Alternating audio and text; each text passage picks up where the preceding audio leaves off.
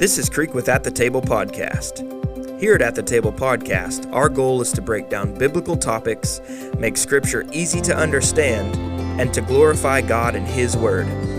We pray this content challenges, edifies, and blesses you. So, without further ado, let's check out what's at the table.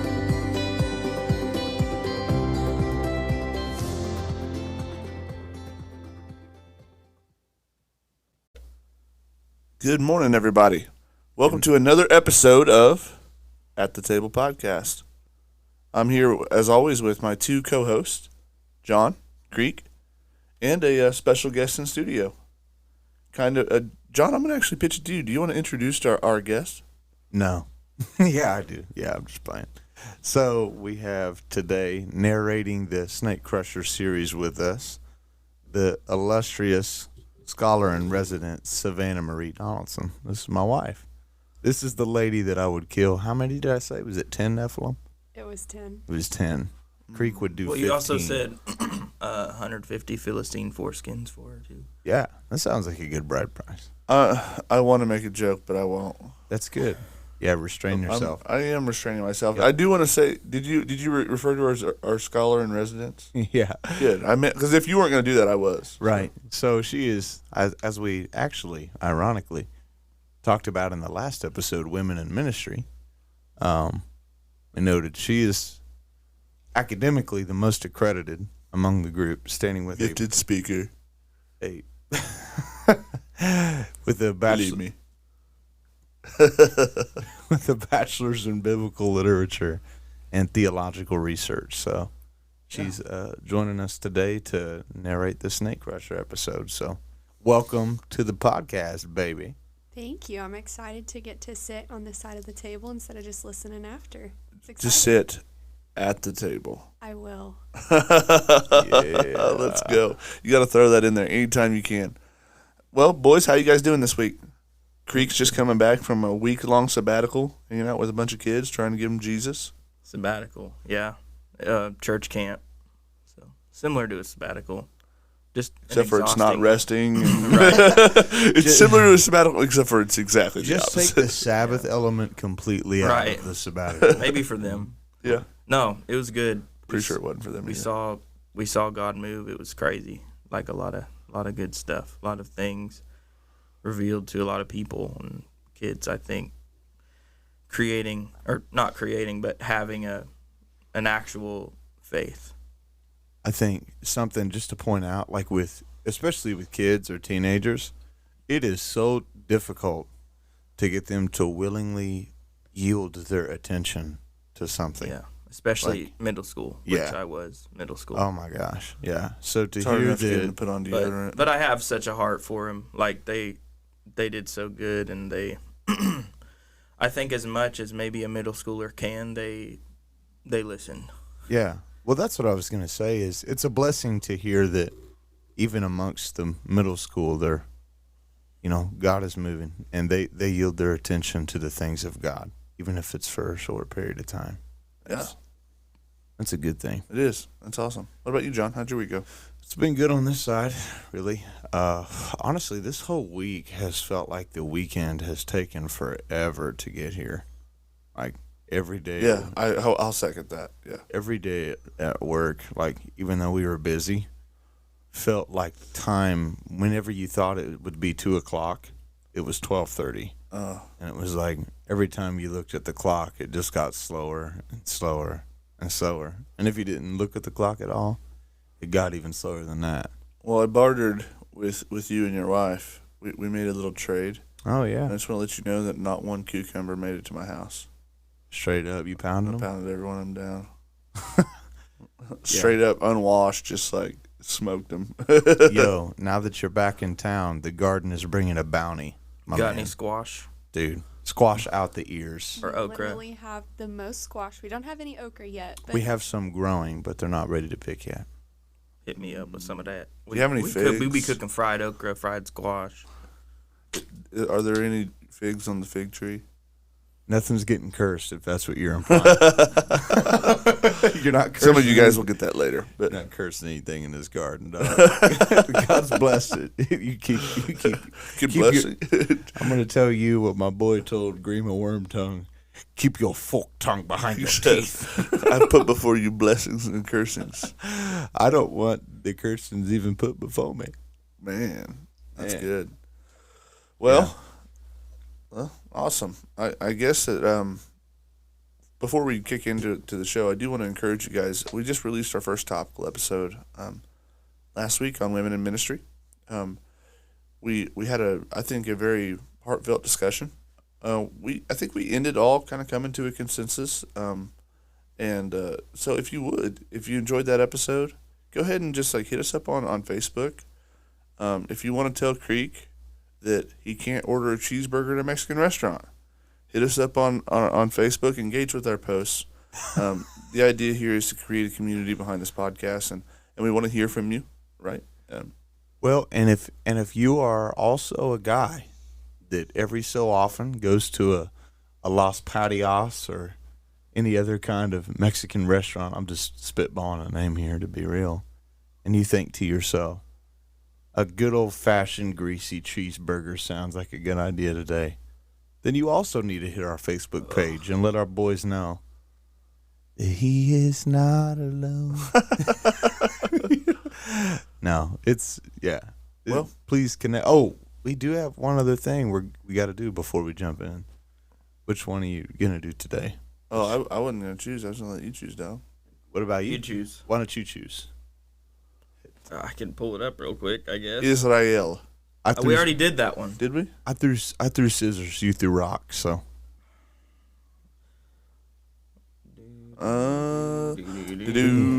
Italy. Italy. Italy. Italiano. I kind of do have a feeling that somebody in this room is just on a VPN and going and acting like they're from different countries. I don't know who that would be. We will not discuss the back end stuff on the podcast, Creek. I kind of have a feeling. Well, to whoever our brother and sister may be, whether you are in Italy or you are not, we are assuming you're in Italy.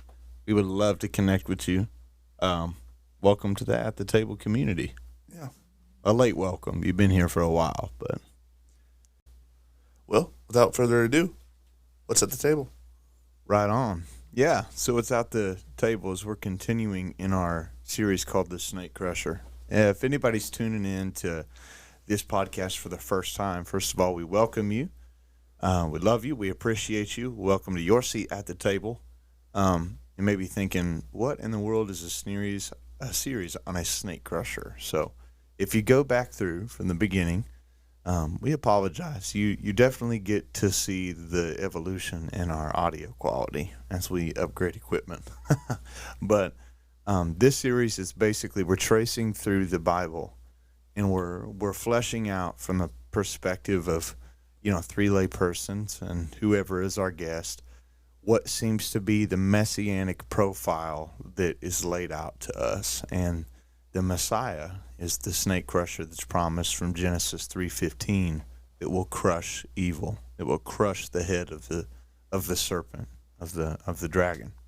And that figure tends to embody chaos, disruption, disorder, everything that Satan comes to represent. So what we're doing today, we've passed through, candidates such as Abraham or Isaac or Jacob or, Noah or Moses.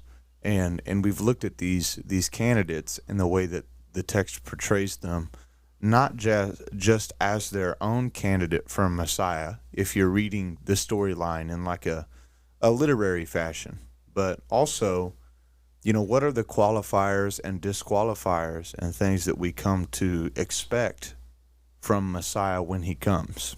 And we are currently at a candidate by the name of David, who right now is hitting all the right marks. This dude is righteous. He is awesome. He's lowly. He's humble. He comes from the right tribe. He comes from the right line. And he hadn't done anything wrong yet that we see. Right. So he's a warrior. and we'll continue to flesh out his life. Last time we left off with him and his boy Jonathan. King Saul wanted to kill him, and we mentioned that we're still waiting for Saul to be uncoronated so David can be coronated. And we're going to cover a lot of material today, so buckle up with us, and we're going to start in. Yeah, specifically, we're covering David in contrast to Saul. Yeah, right on. So on our Snake Crusher series, what is it, like episode 16, or is it 17? 16? That's sick. We come to chapter 21. So we're going to go over a little passage of scripture here. We're going to read some and then just describe the rest. So this is after David flees for his life when Jonathan warns him that King Saul is intending to take his life. So the scripture says, Then David came to Nob, to Ahimelech the priest.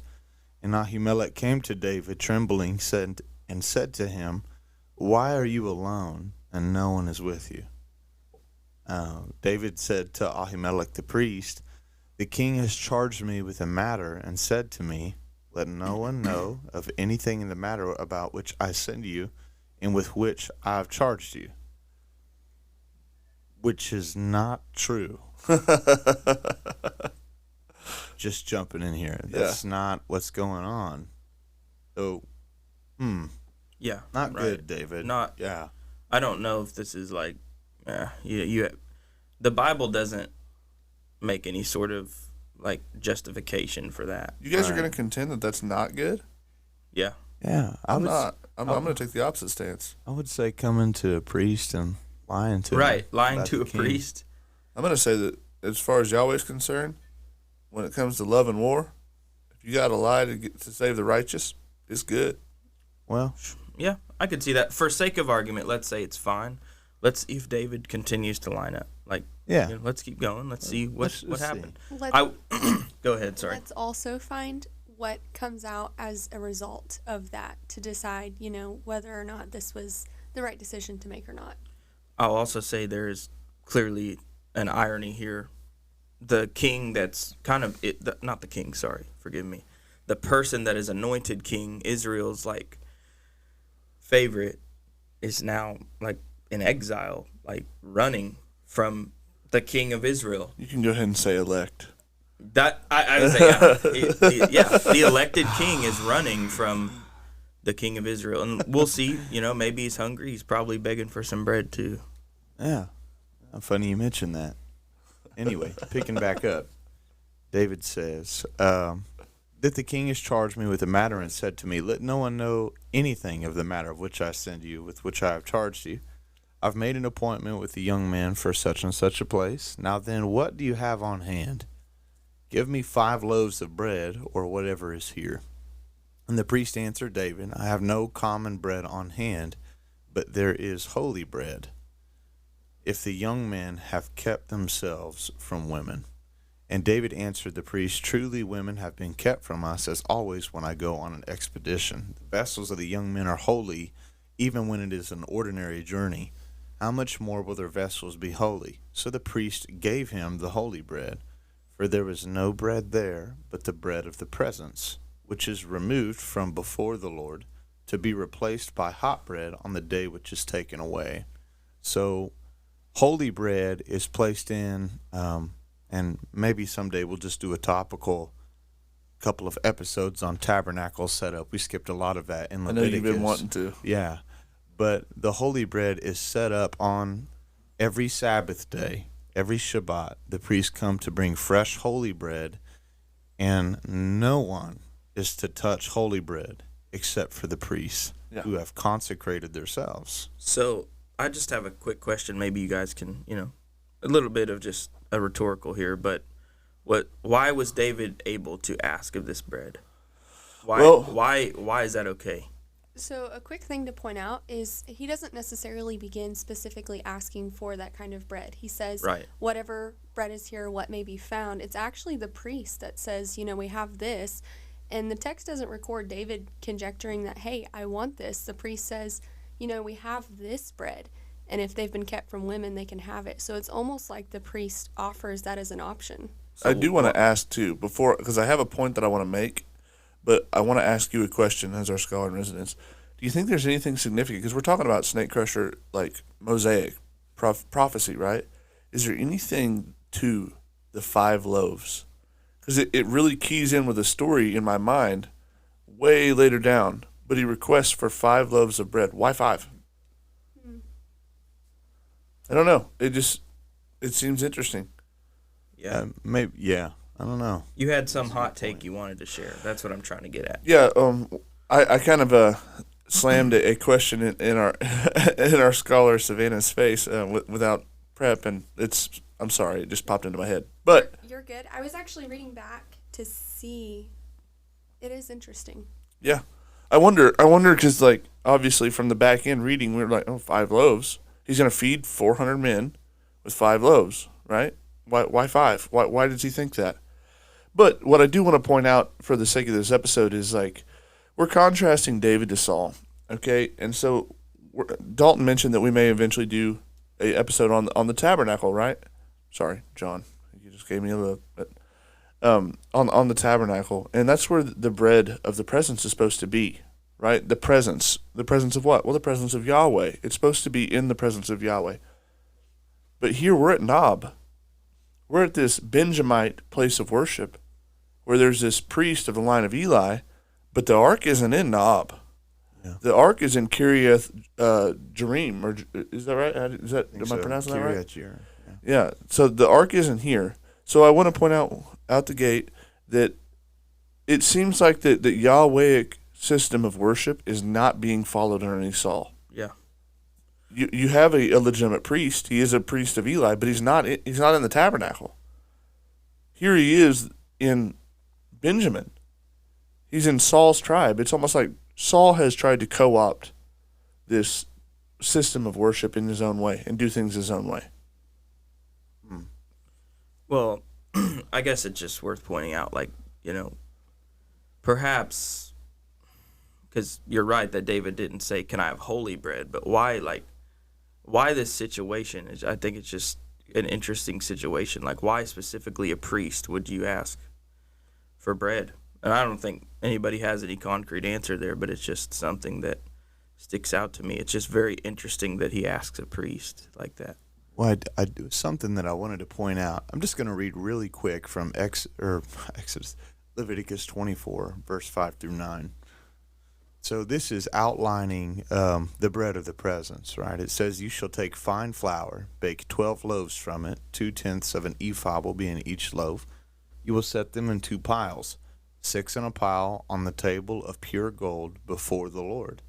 You shall put pure frankincense on each pile, that it may go with the bread as a memorial portion, as a food offering to the Lord." Not really sure frankincense would taste very good on bread, but every Sabbath day, Aaron shall arrange it before the Lord regularly. It is from the people of Israel as a covenant forever. It shall be for Aaron and his sons. They shall eat it in a holy place, since it is for him a most holy portion out of the Lord's food offerings, a perpetual due. So something I think that is interesting, as I said before, is one, only priests are supposed to eat this. And we've mentioned how in this concept of Mashiach that you don't have just a king, but also he sort of fulfills you at points in time acts in the role of a prophet, in the office of a prophet. They're merged. Yeah, they're merged. And that third office is a priest. And here you see our potential candidate for a snake crusher, though his coming and lying is a little cloudy, being permissed, apparently, because he's not being killed. And we didn't read this in our snake crusher series, but 2 certain sons of a Levite offered strange fire, and God struck him for it. Yeah. He takes these ordinances very, very seriously. Yeah. But David, for whatever reason, isn't seeming to face any consequences, and I think that's interesting to note. Yeah. So yep. After this episode, he takes the bread, but he also asks this priest. He says, "Hey, do you happen to have any weapons?" I left in haste, which is true. He did leave in haste. Yeah. But he said, I didn't bring my sword and my spear. Are there any weapons? And he said, well, behind the ephod, I don't know why it's there. I guess it's a memoriam, but it's in Benjamin. That seems to be another thing where Saul's trying to bring glory to himself and to his own tribe. But here, the sword of that giant you killed, Goliath of Gath, his sword is here behind the ephod. Why don't you take it? David says, there is none like that. Give it to me. I wonder what that means. Maybe it's just better craftsmanship? I don't know, but I do think that it's interesting. The first time that he wields this sword, there is honor. There's clarity surrounding this story, just for the lens of what we've just read about him so far. And whereas, like right now, you show up out of nowhere, running for your life, this priest is terrified to see you alone for whatever reason. Maybe it's because of the stories they sing about you. I don't know. But whenever you show up, he's scared. And he doesn't seem to be an unrighteous man. But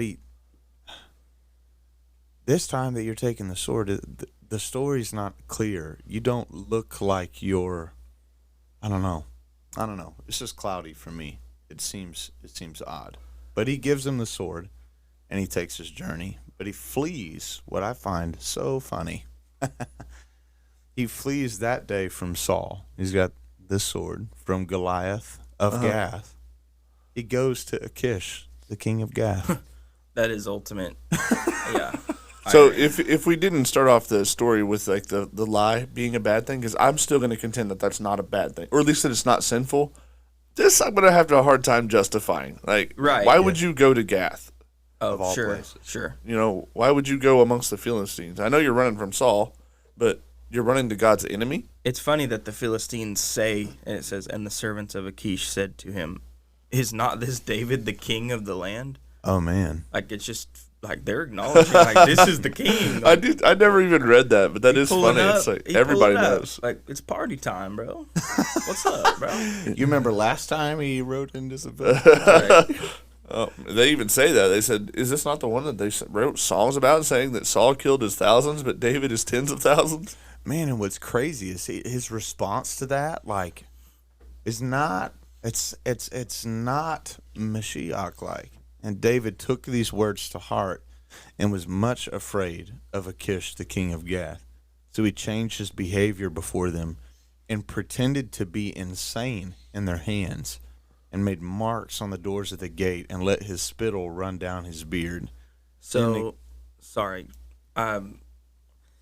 he pretends to be a nut job. He lies, and that's it. Like, this is why I kind of just forwarded the conversation earlier, because here he clearly lies. It's an act. Yeah, and it's not, and it's almost like it reminds me of Abraham acting afraid before, or pretending that his wife is his sister. Right. Well, he was afraid, and he pretended his wife was his sister. It's the same concept there. It's like, and when that happened, we pointed out, like, you did fail right here. Yeah, you were a coward. You did lie. So, yeah, I will still contend that, like, the lie is not sinful. Now, going to Gath probably wasn't great. It wasn't wise, but I still don't think it was sinful, because God doesn't seem to punish him for it. Yeah, I would also add that this is a stark contrast in David's character. We're seeing him now do things out of fear. He's not necessarily considering Yahweh, where at the very beginning of David on the scene, he comes out like, who is this Philistine? But now we see him acting out of fear. And the decision to lie that he makes here isn't one that's thought through. He's afraid, and he's lying out of fear. So I think those things really have to be taken into consideration, because we're seeing this really big crack in his character where this is maybe not the David that we've seen. Yeah. Right, yeah. King Achish says something I think we can all relate to. He's like, behold, you see this dude's crazy? I'm paraphrasing. Why then have you brought him to me? Do I not have enough crazy people that you have brought this fellow to behave as a madman in my presence? Shall this fellow come into my house? But something that I was thinking too, maybe this is why there is none like that sword. If you've got a preconceived plan in your head to flee to Gath, and you're thinking, what could I bring with me to Gath that would have any value? I don't know. Maybe the sword of one of the greatest champions they've ever had, whom I took whenever I severed his head from his body, Wow. But See, I didn't think about that. My mind was actually going the opposite way. Like, it seems like the second that he touches his sword, it just goes off the rail. Yeah. You go to Gath. Why would you go to Gath? Yeah. Well, and something too, gosh, man, I struggle so hard with not jumping to the New Testament. This scene here specifically will be reversed. There will be a Messiah figure who is true before a king, and he's not afraid. He's not afraid at all. He has no fear. And the king accuses him of being mad because he won't act like a madman. Yeah. He won't perform miracles. He won't entertain him. So this will be something that gets reversed later on. Do you think that... So, I know this gets kind of off into, like, some spiritual stuff that maybe we don't understand, right? Like demonology and things like that. But do you think it's possible that somehow that sword is related in some way to this Goliath from Gath and maybe even this departed spirit from this Nephilim? Because it says there's none like the sword. And I can agree that maybe that speaks to the craftsmanship or maybe the honor that comes from killing it. But the second he touches it, he goes and like, it just, like Savannah pointed out, it's so stark in contrast to his character. And he is afraid, right? We definitely know that. But where does that spirit of fear come from? Why is he afraid like that? It just seems like a one-off in this story. And, I mean, he's not afraid to ask the priest of God for bread. He's not afraid to lie to the priest of God. Why is he suddenly so afraid? I don't know. I tend to take this rather simplistically. Yeah. I think it's because if you have like a 7'5" to 9'7" tall guy, he's probably got a sword a little different than the average bear. So I think, simplistically, whenever David thinks like, in spite of that previous point I brought up just for thought consideration, that really what it boils down to is there's legit no other sword like it anywhere around. I've been thinking about like the whole, like what you've been saying about like when Goliath was killed, that spirit maybe went to Saul, and I think you're really onto something. I really do. I don't tend to think. I think I take John's side a little more. Like I think it is just a little more simplistic. Like I don't think it has to do with him touching the sword. Because why before when he touched the sword did he not, get all crazy? Like I think that Savannah had a really fire point. Like he really is just afraid. Like that's it. Like he's just where is the same energy he had when the uncircumcised Philistine was before him? But now it's just he's just scared. Like in a foreign land, in exile from his own land.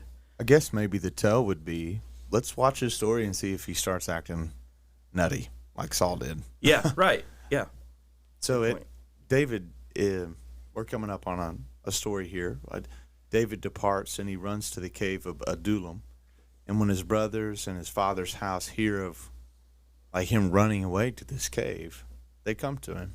And everyone who is in distress, everyone who is in debt, everyone who is bitter in soul gathered to him. And he became commander over them. So you see and it says there were about 400 men. There's all of these people that are in, let's just say, tough life situations.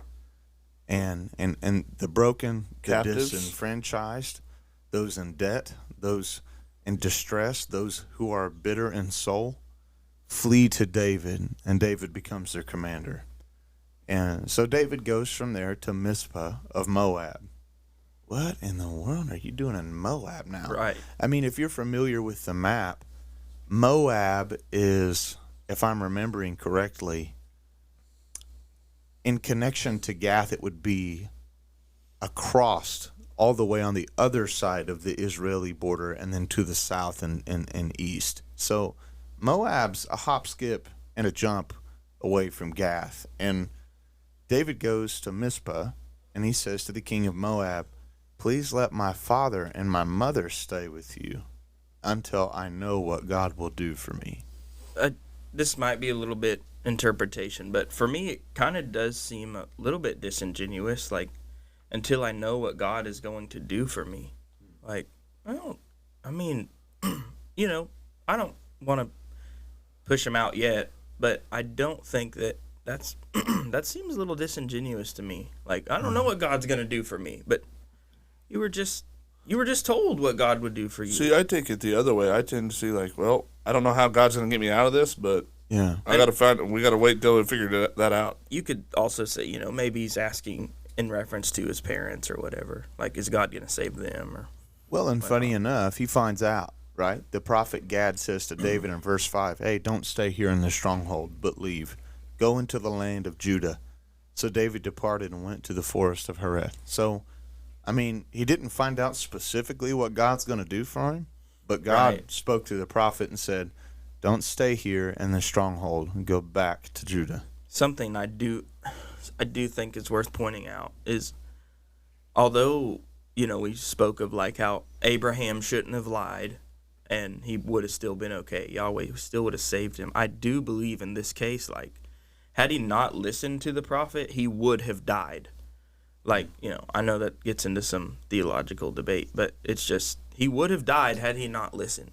At the very least, he'd be in disobedience and disqualify himself as a candidate. Right, yeah. So if we give him the pass on the lying to the priest and give him a pass on acting like a crazy guy to the king, if both of those aren't in and of themselves wrong, this next story, if nothing else, is painful. It is.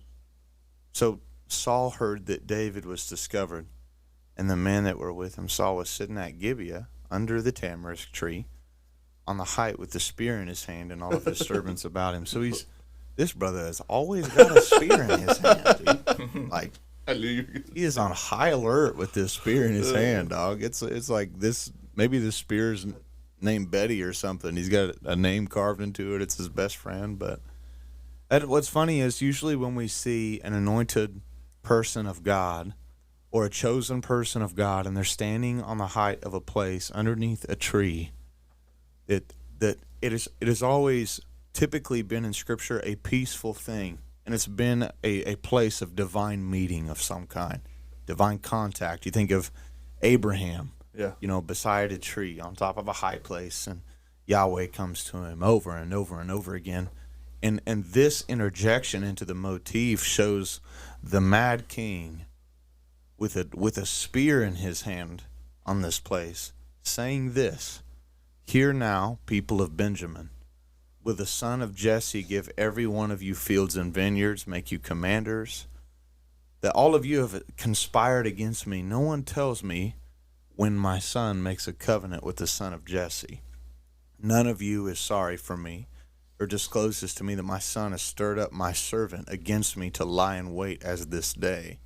So then answers that pesky Edomite that was hanging out in Nob and seeing David there. And this Edomite is foreigner. He is not an Israelite. He says, I saw the son of Jesse coming to Nob to Ahimelech the son of Ahitub, and he inquired of the Lord for him, and gave him provisions, and gave him the sword of Goliath the Philistine. And the story, just kind of summing the rest of it up, Saul comes and he confronts Ahimelech, the priest, and he says, hey, did you do this? And he said, yeah, but I wasn't conspiring with the king against you. We've never done anything like that. You don't have a better servant than David. Yeah. No one cares for you more than David. No one fights for you more than David. And this isn't the first time I've inquired for him. And, he basically says in a paraphrasing fashion, it wouldn't be the last. Yeah. Like, I haven't done anything wrong. And Saul doesn't just kill him. Gosh. But verse 19 says, and Nob, the city of priests, he put to the sword, man, woman, child, infant, ox, donkey, and sheep. And I know we've already glossed Saul down, but the only time he has harimmed anything, that he has scorched earth anything, that he has destroyed absolutely everything, it's when it's God's people, and not just God's people, but it's a city of God's ministers. Saul has butchered every one of them, save one, with the sword that escaped. Specifically speaking, too, he tells his guard of Israelites, he tells them to put the sword to the priest, and they say no. Every one of them stands back, but this Edomite, He commands a foreigner to go and kill the priests of God by the king's order, and the foreigner puts the city to the sword.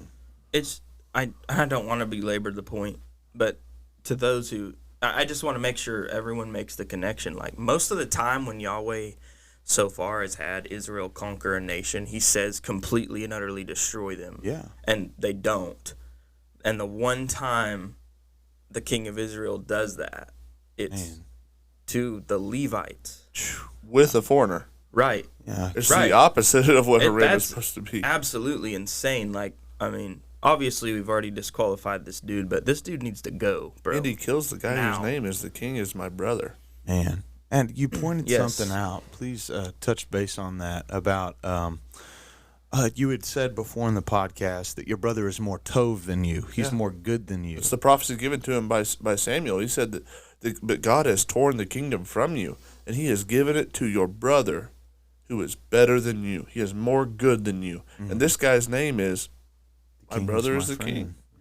Well, like you had pointed out last episode, like his name meaning asked for or prayed for, like Saul's, that is. That's insane, bro. And God, like, this is the one that Israel asked for, but it's also, like, God told them what would happen. Yeah. And that is exactly what happened. Man. And it's even more wicked than, like, it sounded when he first told them, like, what he would do. And, man, just tying a bow on this chapter, you know, after we read that in verse 20 says, but the sons of Ahimelech, the son of Ahitub, one of his sons, named Abiathar, escaped and fled after David. Abiathar told David that Saul had killed the priests of the Lord, and David said to Abiathar, I knew that on that day, when Doeg the Edomite was there, that he would surely tell Saul, I have occasioned the death of all of the persons in your father's house. Stay with me, and don't be afraid, for he that seeks my life seeks your life. With me you will be in safekeeping.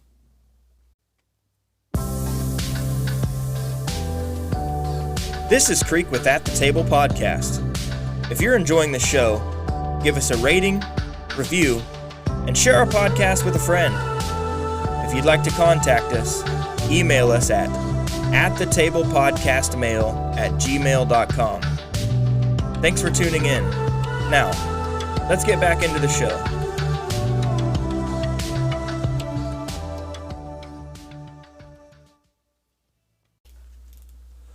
So we pick back up in 1 Samuel chapter 23, after this episode of killing these priests, and we're going to move pretty quickly through this chapter. I think that there's really only a couple things to point out. First, it says in verse 1 that the Philistines are attacking Keilah, this city, and they're robbing the threshing floors. And this kind of links it to almost like Gideon, like, you know, they're robbing the harvest, and they're taking, and that leaves the question of what's God going to do about that. And so David here, he pops up and says, he inquires of the Lord, should I attack the Philistines? And the Lord said, yeah. Why don't you go do it? Get it in. But David's men said to him, what? We're afraid here in Judah. How much more than if we go to Keilah against the armies of the Philistines? Basically, they're counseling, saying, we don't want to fight two battles at once. We're already running from Saul. And now you want to fight the Philistines? But David inquires of the Lord again. The Lord says, go down and do it. Man, and he's living with the Philistines, isn't he? Well, he at least went there. That's kind of dope. Keep going. And so he goes out, and he goes against the Philistines. He goes and he saves the city of Keilah, and he takes refuge there. And then Saul hears about David's presence in Keilah. And Saul's plan is, well, he's in a walled city. God's given him into my hand. I'm going to march down. I'll lay siege to the city, and the people will give him up to me. David, seeing the same opportunity, he goes to this newfound son of Eli, his priest now that has come with him. He was the son of the one that Saul put to the sword. He brought an ephod with him, too. And he's got the ephod. And so now David takes this opportunity where he's going to inquire of the Lord again. And he says to the priest, get the ephod. I wish to inquire of the Lord. And he asks God, is Saul going to come down to Keilah to lay siege? And will the people give me up? And God says, yes. Most def. Saul is coming, and the people will give you up. It is going to happen. And so David does what any reasonable person would do with that information. He bounces out. Later. Right? He says, see ya. And when he leaves, Saul hears that, well, David's no longer there. And he doesn't come down. He doesn't come down to Keilah. And the only point that I want to make real quick is like, and shout out to Dr. Heiser for this, is that God here, he lists or he states a future that never comes to pass. Mm. And this kind of goes to this point where not everything is, help me out, how do I want to say this? Everything that is foreknown isn't necessarily predestined. Yeah, it's not, just because God foreknows this possibility doesn't mean that he's predestined it. And God gives David the information that he needs to avoid the outcome that will absolutely happen. And if you're a hardcore Calvinist, this may sting you a little bit. It's definitely going to sting you. But it's important to know that God knows everything, and he knows every possibility. And it seems like that God makes his decisions, and he makes what he desires the outcome to come to pass based on that foreknowledge and not always on that predestination. Does that make sense? Yeah, that's good. So after Keilah, Saul once again pursues David. Man, it's crazy. This dude, first of all, like why you would think God has delivered him into your hands, that blows me away. Because he literally said he was delivering the kingdom from you to him. Well, in fact, when you're not chosen anymore, you're out. He's in. And when David flees from Keilah, he comes to this mountain, and he's divided from Saul and his men. And it comes to this point where Saul is going to skirt the mountain, and he's going to run into David while he's trying to escape. And out of nowhere, there comes this band of Philistines that's laying siege to the Israelites. This raid is happening on the Israelites, and Saul ends up being diverted to conquer the Philistines and allowing David to escape. So it's almost like the enemy of my enemy becomes my friend, because they skirt Saul off of David's trail and David escapes. And that's why that mountain is called the Rock of Escape. Well, it's so funny too, like that all this is taking place while it seems that at least David's introduced the concept of staying with the Philistines, and then he attacks them while he stays with them. That's kind of savage. But, and just paraphrasing the next couple of stories, moving quick.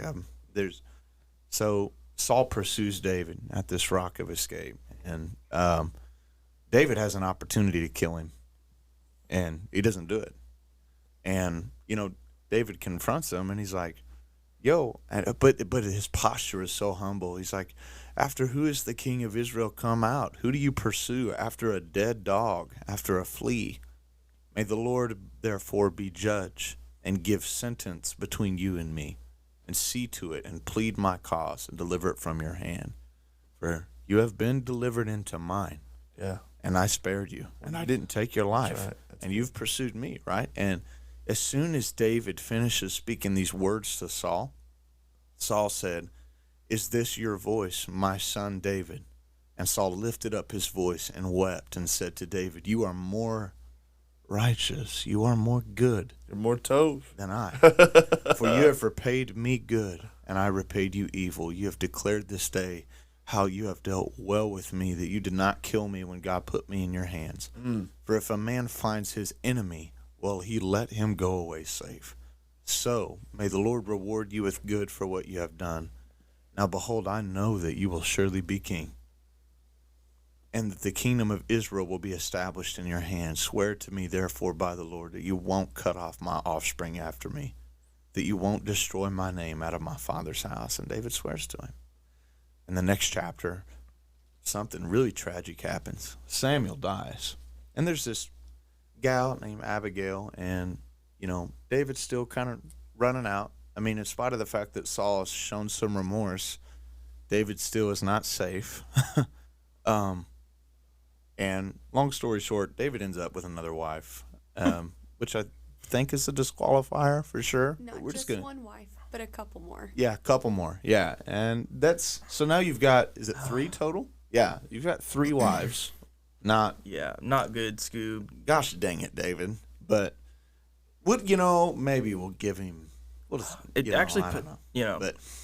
puts a heavy feeling on my chest. Like, this is stacking up, dude. That is stupid. Come on, dude. Yeah, and that's a good point, because you do think in the storyline, if you're reading this, an expectation that this may be the Mashiach, these things are a letdown for you.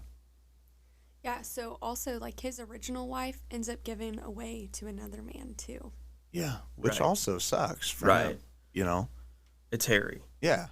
Well, and I've always felt a certain sort of way about that passage. Like, it just makes me feel kind of gucky. yeah, it should make him feel gucky too, I think, but it doesn't, I guess. Anyway, so David gets pursued by Saul again, because some Ziphites come out to Saul, and they're like, "Yo, hey, isn't David hiding himself on this hill?" Yeah. And all of that remorse just seems to fly out the window. Saul's like, "You know what? Hey, let's go get him." So he goes. Saul's his commander, Abner, let's just call him a bodyguard, doesn't bodyguard very well. David and his men are hiding. David has an opportunity to run him through with the spear. His men offer to do it for him. Yeah. And he says, "No, you're not going to touch God's anointing," which I think is just another no. Well, although we've had all this stuff stacking up, making David maybe not the guy, that is a very Messiah thing to do. He has respect for the anointing of Yahweh. Yes. Yeah. And, in the next chapter, David says, like, "Yo, I'm going to die one day by the hand of Saul." What? No, you're not. "There is nothing better for me than I should escape to the land of the Philistines. Saul's not coming for me there." It's almost like maybe he remembers that first do what's in your hand to do. He's like, "Yeah, he's not coming over here." It's like, if I just run back. The priest may not be safe in Saul's presence, but the Philistines are good. Oh, yeah. Me and this priest will just run over to Achish, and believe it or not, that's where he stays. Him, his men, his whole little army, 400 guys, they go to Achish and to Gath, and they're like, "Hey, y'all, if I found any kind of favor in your eyes," which I don't know why you would. You killed his champion a couple years ago. But got off a bunch of their... Oh, my gosh. Yeah, well, that was like 200 of his... It's not hard to think why the king would think that he was a madman. Oh, my gosh. Yeah. Well, he's like, David's like, "Why should I live in the royal city with you? Give me Ziklag." Yeah. Like, give me a city. Like, oh, yeah, that's a small thing to request from a rival king. But the rival king's like, "Sure, it's yours. Go take it." So Ziklag has belonged to the kings of Judah since that day. Just an added note. They go up from there. And David doesn't necessarily fight against the Philistines, but he raids the Geshurites, the Girzites, and the Amalekites. Yeah. Those whom the Lord would have war with from generation to generation. David is raiding these dudes. Good job, David. And leaving them alive. Yeah. So Achish would ask David, "Hey, where have you made a raid today?" "Hey, who have you rode on today? Who are you going to kill today?" Well, just kind of feel like going to Negev of Judah." What? Negev of Jerahmeelites? Negev of the Kenites? He would leave neither man or woman alive to bring news to Gath, thinking they will tell about us and say, "So David is done." He's trying to cover something up here. Yeah, I mean, he's taking territory underneath the name of another king, but he's not taking it for the king. He's essentially flying the banner of the Philistines to conquer land for the kings of Judah, which he will be. If David's not nothing else, he's a G. We respect that. He said the kingdom of Gath has henceforth been transformed into the new galactic empire. There is our Star Wars reference. Man, that round of applause, baby. So the next chapter just, oh my gosh. I'm tempted to use the word climax about Saul, but this is a descending thing. This is the height of wrongdoing for Saul. As if slaughtering an entire city of priests was not enough. You double down in this fashion. It says, "In those days," 1 Samuel 28:1, "the Philistines gather their forces for war to fight against Israel. And Achish said to David, 'Understand that you and your men are to go out with me in the army.' And David says, 'Oh, you know what I can do.'" What? You're going to ride against your own kin? against your own kingdom that Yahweh has anointed you to govern? Achish says to David, very well, I will make you my bodyguard for life. We'll see how that turns out. For life, huh? So verse 3 says, Now Samuel had died. All Israel had mourned for him and buried him in Ramah, his own city. And Saul had put the mediums and the necromancers out of the land. Why would we bring that up? Verse 4 says, The Philistines assembled and encamped at Shunem, and Saul gathered all of Israel, and they encamped at Gilboa.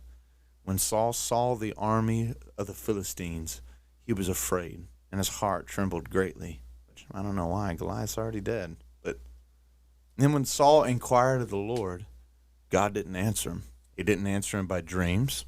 He didn't answer him by Urim, as the lots that they would cast. He didn't answer him by prophets either. Then Saul said to his servants, Seek out for me a woman who is a medium, that I may go and inquire of her. And his servants said to him, Behold, there is a medium at Endor. I don't know this. I can't prove this.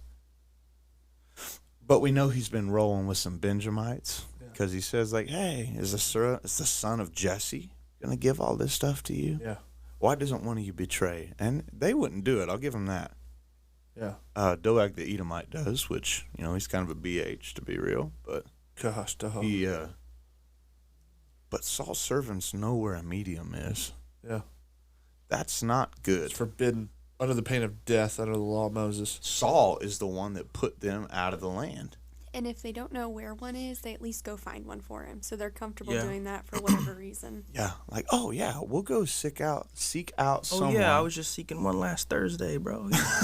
Yeah, man. Me and the boys went out for wine, and we talked to venerated our ancestors. A sorcerer. Yeah. Weird, bro. For those in the audience that don't know, the term medium, you're mathematically means one thing. If you say you want a medium-sized drink, it's the in-between large and small. A medium in this spiritual sense is the go-between between the land of the dead, which Yahweh has strictly forbidden any contact with, as Trey said, under the pangs of death. Yeah. That is a capital punishment. And he knows that it's shameful because he disguises himself when he goes. When they find this medium for him, he doesn't just roll up there as Saul, partially because, the medium's not going to enjoy that. But he goes under disguise. Well, the dude who pretty much his name means, the dude whose names means prayed for. Man. Bruh.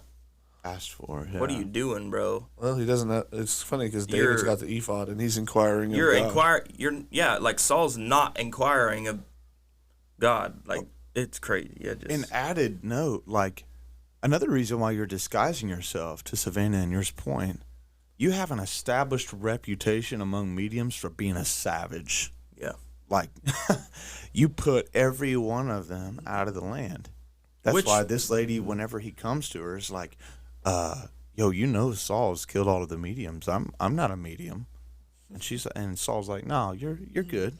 Just bring up the person that I ask for you, right? But what does he say? Because it's interesting. He's like, as surely as the Lord lives. Oh, my God. Nothing will happen to you. Can you imagine being the invoking guy the name of God who literally inquired of the Lord, and the Lord wouldn't answer you by any medium that you tried? Not the medium in this sense, but as, you can't get it from the prophets, not the Urim, nothing. And he says to her, as surely as the Lord lives.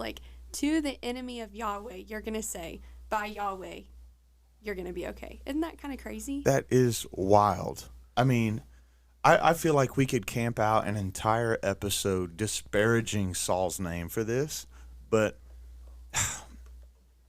what the information that comes out is tragic. So she calls Samuel up. God evidently allows it. Samuel comes up and he's like, yo, why are you bothering me? And Saul's like, I tried to ask God, and God wouldn't talk to me by any of the means he said he would talk to a person by, so I figured I'd try the one that he said he'd kill somebody for. Dude, I'd be so triggered if I, had to come out of heaven to talk to Saul. Sheol. Sheol, sure. But, I'd be so mad, bro. I'd be like, for real, bro? And especially if it's Saul that you come up to. Oh, yeah. And Samuel's like, he's like, then why have you bothered calling me? Like, can't you tell that God has ripped the kingdom from your hand? Oh my gosh. Given it to your neighbor because you did not obey the voice of the Lord. Ironically, here you are now not obeying the voice of the Lord. So the Lord will give the army of Israel into the hand of the Philistines. Tomorrow, you and your sons will be with me, not Jonathan. Man, no. Golly. Well, I mean, this is sad. Like, it's just kind of adds more to your chest, but it's also clearly God has a sense of humor. Like, that's I mean, it's irony. You inquired of a witch, and God sent Samuel to pretty much tell you you're going to die. Yeah. Well, and he wanted the witch to bring up Samuel, which is also like, sure. Yeah. You're a witch. Why would you ever agree to that? Well, I think, to me, what this says is that, like, these powers of, like, necromancy and these are legitimate things. Yeah. God did not forbid the contact of the dead and the contact of evil spirits because it isn't possible. Right. Yeah. It's very much possible. We don't see where Samuel has to ask permission from God to go show himself before the witch of Endor. He's in Sheol. He's in the land of the dead. Yeah. And there is a way of contacting that is forbidden by God. Why? Man. Because it's not good for you. And, dude, yeah. And just sort of landing the plane on that chapter, like, Saul falls down without strength on the ground, full of fear. It's about time. If you would have feared God in the beginning with Amalek, if he would have feared the voice of the Lord, we wouldn't be here. But he's afraid. But just to caveat the chapter, just to sort of top it off, he shares a meal with a witch after he conscribes her to do some work for him. Doesn't kill her. Put her out of the land. None of that. Keeps his word to her. Not really sure if that's good or bad. But then he bounces. After breaking bread with the witch. Yeah. And killing a fatted calf with a witch. He literally eats a meal. Yeah. Yeah. Not cool. Not good at all. And in the next story, it brings up this war, right? So the Philistines in chapter 29 gather their forces at good old faithful Aphek. Man, I didn't even see this coming when I made the outline, but I'm so happy it's here. Thank you, God. It had a positive effect. It saw it a negative effect. Such a clown. So he comes to Aphek, or the Philistines come to Aphek. Oh, and the Israelites encamp by the spring that's in Jezreel. That sounds like a nice place. As the lords of the Philistines were passing on by hundreds and by thousands, David and his men passing on in the rear with Achish. That's a great place for the men of Judah to be in the Philistine army. The commanders of the Philistines said, "What? Got your back." I just think of Ice Age when that tiger's like, "Watch your back, or I'll be chewing on it." Man. But the Philistines are like, "Yo, what are these Hebrews doing here?"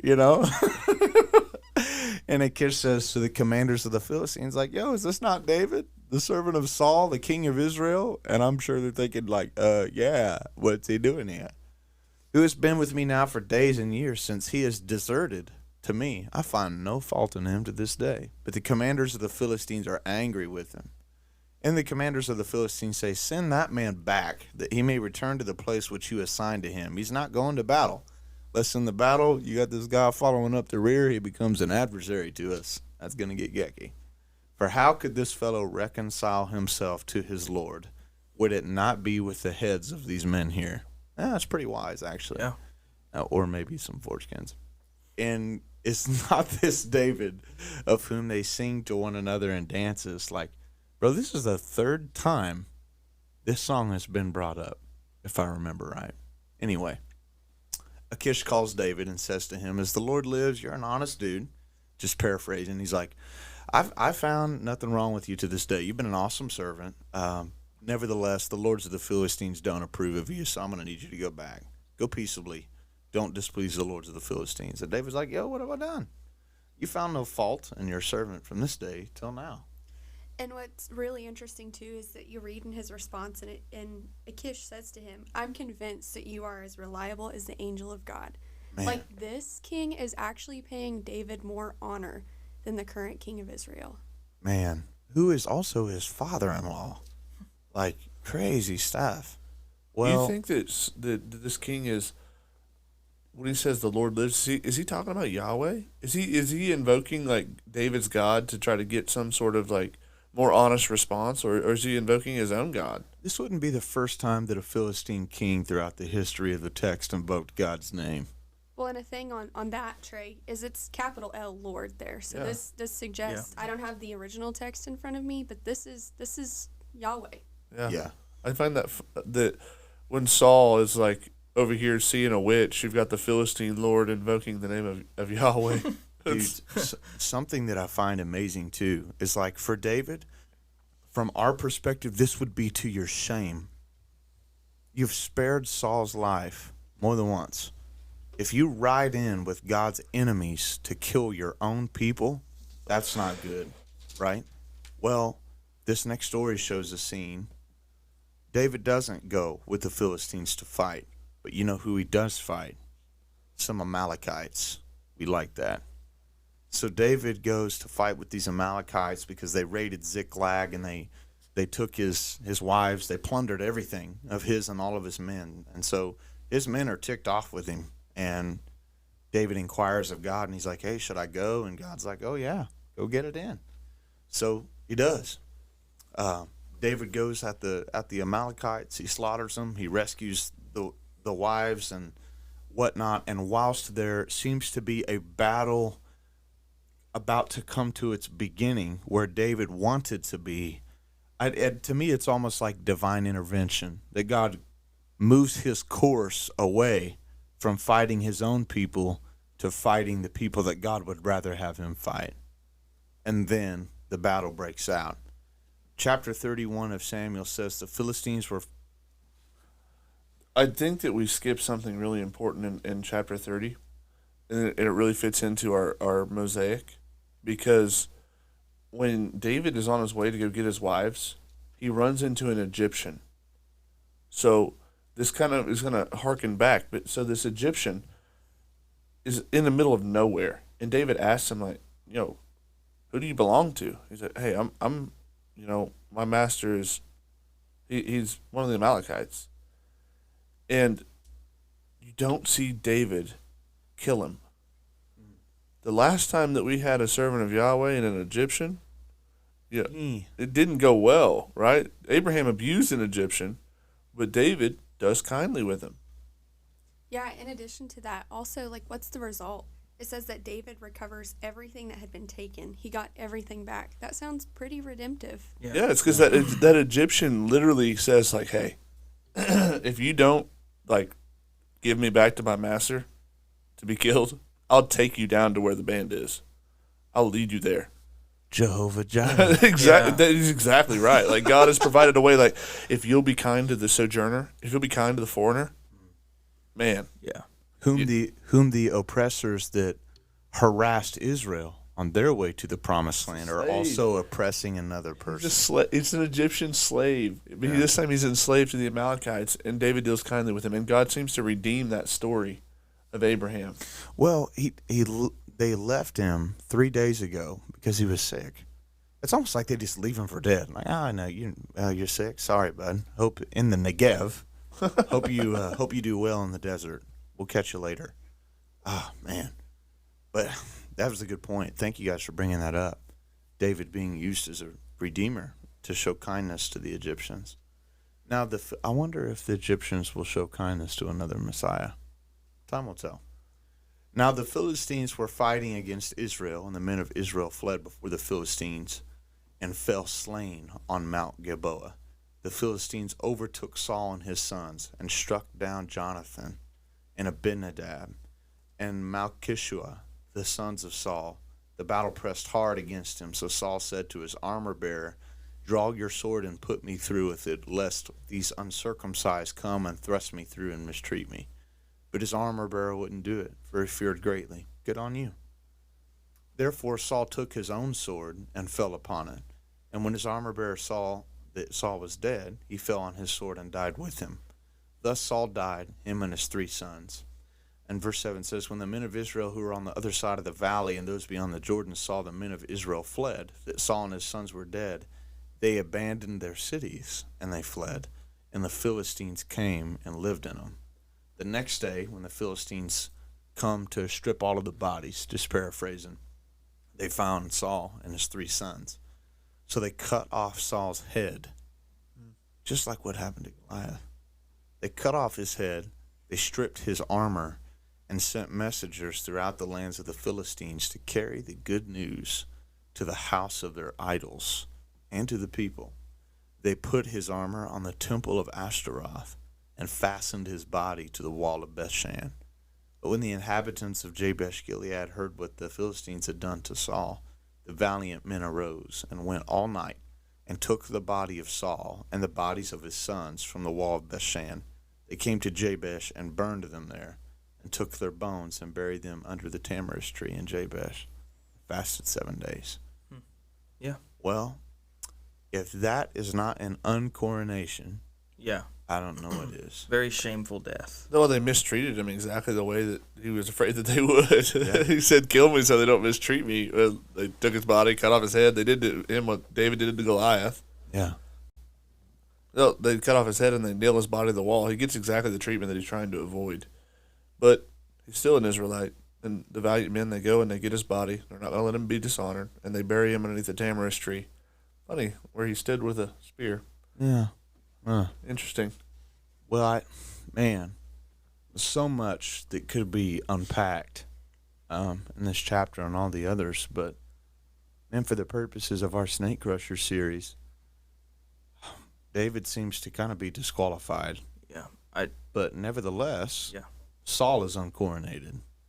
So, yeah. And Benjamin seems to get judged with Saul. I mean, like, a lot of his whole army dies. All of his sons die. Yeah. You know, but while he's been giving up territory to the Philistines and Benjamin, David's been somewhere else taking territory for himself. I mean, he's taking Judah, right? He's taking territory for Judah while Benjamin's losing territory to the Philistines. Unfortunately, I think you're right. I think, like, for the most part, it was looking really good. But yeah. We can't confidently say that he's still the guy. We would have disqualified Abraham for two or three wives, or getting a He does do some stupid stuff. Getting a city of priests slaughtered. Yes. That we would have faulted him for sure. But nevertheless, he is from Judah and carries the line of the Messiah and has been promised to be king. This guy can't die. Not yet. But check it, guys. Every other time when you see Abraham lie about his wife, like, God confronts him on it. Yeah. Every other time that you see something like that where God considers it a sin, he does not let it slack. Well, and he deals with it. But with David, it seems like, no, if that's what needed to happen, I'll look past that. I'll move past that. Even if the son of Eli and all the priests get slain, God never deals with David over that. When he goes to be a madman in front of Philistine, God never gets at him sideways. Never once. Yeah. That's true. And it's not because God is unwilling, and we're going to find this out in the next episode. It's not because God's unwilling to get at David when he does something stupid.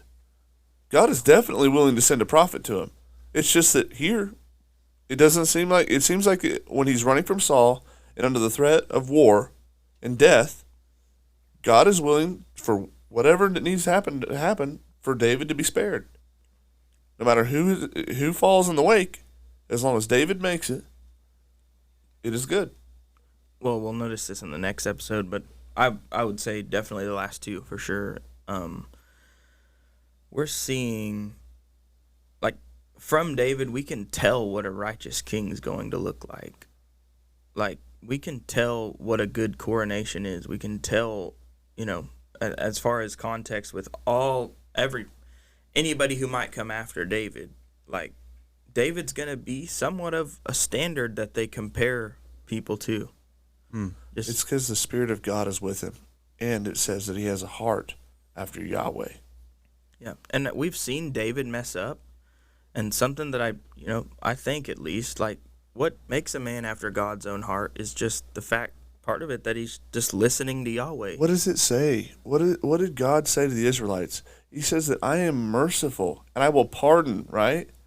I will pardon for those that love me for 1,000 generations. I have no contention there, but the Messiah doesn't need anything to be pardoned. Sure.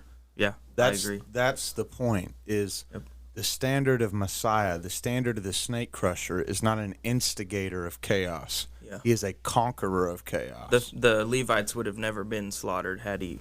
Maybe. I don't know. Eli's house was judged. So Sure. And to be fair, we don't know that yet. We don't know that the Messiah can't.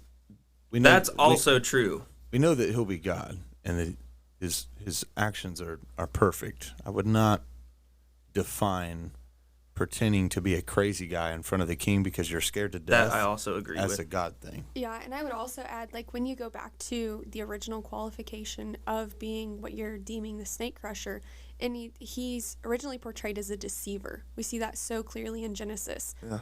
And both of these actions that David takes, while the text doesn't necessarily tell us for sure, disqualifying or not, it's kind of deceitful. And what was the wages of that deceit? For the priest at Nob, it was death, 100%.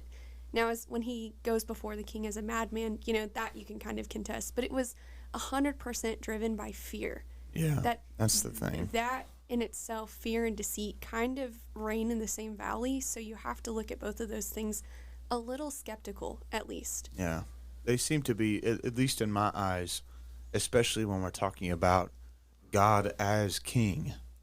Not a God king according to the patterns of the nation, but Yahweh as king, as deliverer, as Messiah.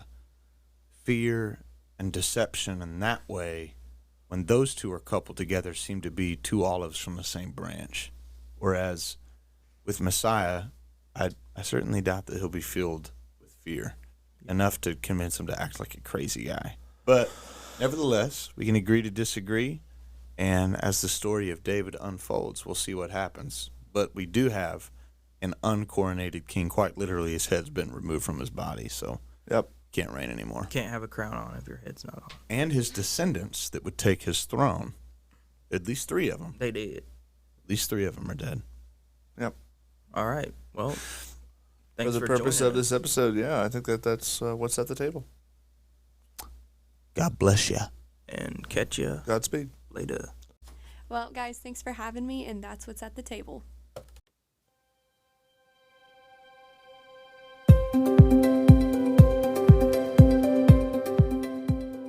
Thank you for joining us for another episode of At the Table Podcast. We hope it blessed you and taught you something. And if you enjoyed, leave us a good rating and like us on Facebook. And from all 3 of us, until next time, thank you and God bless.